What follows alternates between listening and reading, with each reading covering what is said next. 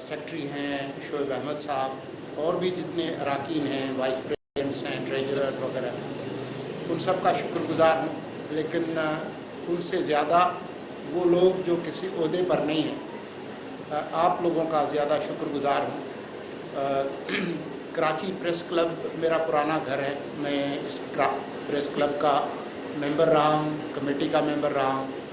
लेकिन Karachi press club की जो हैसियत है तारीख़ी, इस मुल्क की तारीख़ में, इस मुल्क की सियासत में, ये क्लब पाकिस्तान की जो जमहूरियत का जो इर्तिका है उसका एक अहम मोर्चा रहा है। पाकिस्तान में फ़िक्र की आज़ादी हो, इल्म व दानिश की आज़ादी हो और अवाम का हक़ हुक्मरानी, उस हवाले से जो किरदार कराची प्रेस क्लब ने अदा किया है वो किसी को बताने की ज़रूरत नहीं है। हमने जो तवील तरीन जो मार्शल लॉ का जो दौर है वो भी देखा है। उस वक्त भी इस जगह से फ़िक्र की आज़ादी, जमहूरियत की आज़ादी के लिए सबसे तवाना आवाज़ उभरी है। और मुझे ये कहने में कोई आर नहीं है कि आज भी पाकिस्तान के जितने भी मेहनत कश हैं, मज़लूम अवाम हैं, वो लोग जो महरूम हैं, जिनके साथ ज़्यादती होती है, तो वो अपना दुखड़ा सुनाने के लिए कराची प्रेस क्लब में आते हैं।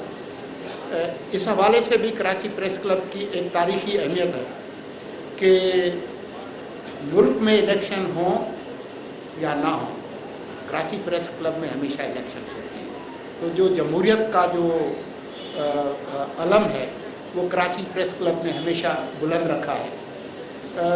दोस्तों के साथ काफ़ी तफसील से बात हुई है।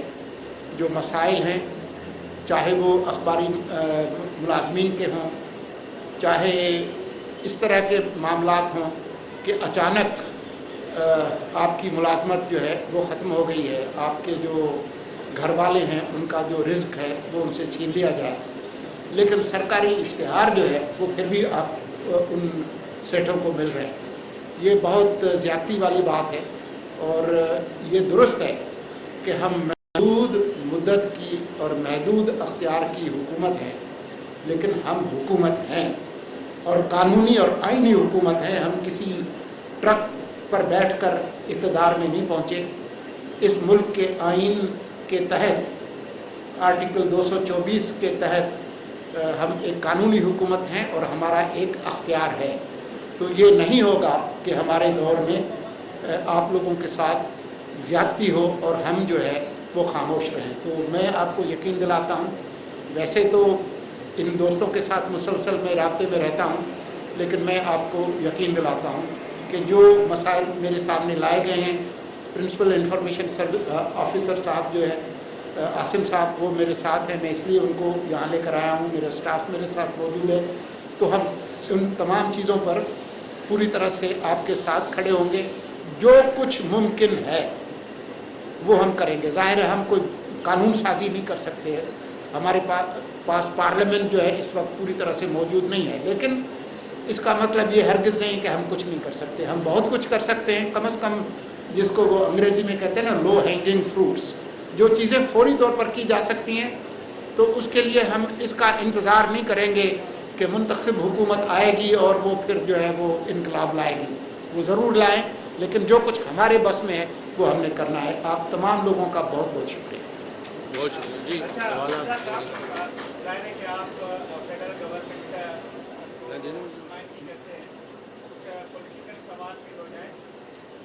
इलेक्शन कमीशन ने अभी ऐलान तो कर दिया कल जनवरी का एक डेडलाइन तो दे दी है, लेकिन अभी भी एक उलझन है कि इलेक्शन कब होंगे, उसका शेड्यूल क्या होगा, उसकी तारीख क्या होगी।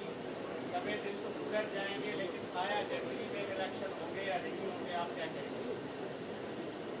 उलझन कुछ लोगों के जहनों में है और वो जायज़ तौर पर है माजी के तजर्बात की वजह से। इस मुल्क में 90 दिन में इंतखाबात का वादा करके 11 साल गुजार के लोग गए हैं, ये आपके इल्म में होंगे। तो इसलिए वो जो दूध का जला है वो छाछ भी फूंक फूंक के पीता है, तो वो मुझे समझ आती है। लेकिन कुछ लोगों का कारोबार है उलझने पैदा करना और उलझने बढ़ाना। मेरे जहन में और हमारी हुकूमत के जहन में किसी किस्म की उलझन नहीं है। परसों जिस तरह से इलेक्शन कमीशन ने ऐलान किया कि जनवरी के आखिरी हफ्ते में इंतखाबात होंगे, तो मैं आपको यकीन दिलाता हूं कि निगरान वफाकी काबीना के तमाम अरकान मुझ समेत बहुत खुश हैं कि हम जल्द ही ये एक आइनी ज़िम्मेदारी पूरी करके अपना कोई जो असल काम है वो जाकर करेंगे। तो आप बिल्कुल इत्मीनान रखें।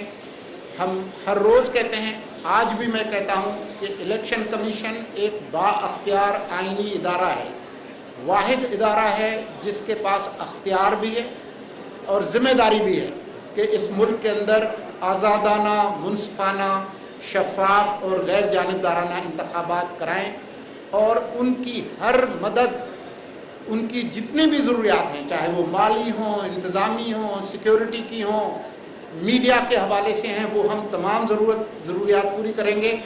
और इस रेस में हमारा कोई घोड़ा नहीं है। जो घोड़े हैं वो उन्होंने खुद ही अपनी दौड़ लगानी है। जो आगे जाएगा, अवाम जिन पर एतमाद करेंगे, उनका हक है। ये इस मुल्क के आइन के दिबाचे में, प्रीएम्बल में लिखा है कि ये मुल्क इसके मुंतखब नुमाइंदे चलाएंगे। तो वो मंजिल दूर नहीं है। अब क्योंकि 27 सितंबर को एक इब्तदाई जो हल्का बंदियों का जो ऐलान है वो कर दिया जाएगा। 30 नवंबर आखिरी दिन है हल्का बंदियों के मुकम्मल होने का। तो मुझे यकीन है कि जल्द ही जो हतमी तारीख़ है वो भी दे दी जाएगी। लेकिन अब आपको नज़र आ गया है कि जी चांद कब निकलेगा। आप शायद खुश नसीब लोगों में से हैं जो कि वफाकी वजीर भी हैं, लेकिन एक जानिबदार हुकूमत का हिस्सा है, किसी भी जानिबदार हुकूमत का हिस्सा नहीं है। इस वक्त यहाँ नवाज शरीफ जो कि साबिक वजीर आज़म है, उनकी आमद की बातें हो रही हैं। वजीर आज़म साबिक जो थे वो जेल से लंदन गए थे, और क्या अब वो जब वापस आएंगे तो क्या एयरपोर्ट से घर जाएंगे या उसी तरह उसे ट्रीट किया जाएगा जिस तरह कानून और आइन कहता है, या जहां से बात खत्म हुई थी वहां से शुरू होगी या स्पेशल ट्रीटमेंट होगी? मोहतरम नवाज शरीफ साहब 3 दफ़ा इस मुल्क के वज़ीर आज़म रहे हैं और वो एक बहुत बड़ी सियासी जमात के कायद हैं। वो जब गए थे तो जेल की दीवारें तोड़कर नहीं गए थे। इस मुल्क की अदालत और उस वक्त की हुकूमत की इजाज़त से बाहर गए थे। वो जब तशरीफ़ लाएंगे तो मुल्क का जो आइन और कानून उसके हिसाब से उनके साथ सलूक होगा। मुझे नहीं मालूम कि जब वो तशरीफ़ लाएंगे तो उससे पहले वो कोई हिफाजती ज़मानत लेंगे नहीं लेंगे। मेरे इल्म में नहीं है कि वो किस अदालत का दरवाज़ा खटखटाएंगे। क्या वो जो उनकी सज़ा है उसकी मअतली के लिए कोई दरख्वास्त देंगे? मुझे नहीं मालूम कि अदालत क्या फ़ैसला करेगी। ये ऐसे सवालात हैं जिनका जवाब निगरान हुकूमत ने नहीं देना, जिसका जवाब या उन्होंने ख़ुद देना है या जो इस मुल्क का जो आइनी और कानूनी निज़ाम है उन्होंने देना है। तो उस पर मैं मज़ीद क्या सारा नहीं करवा।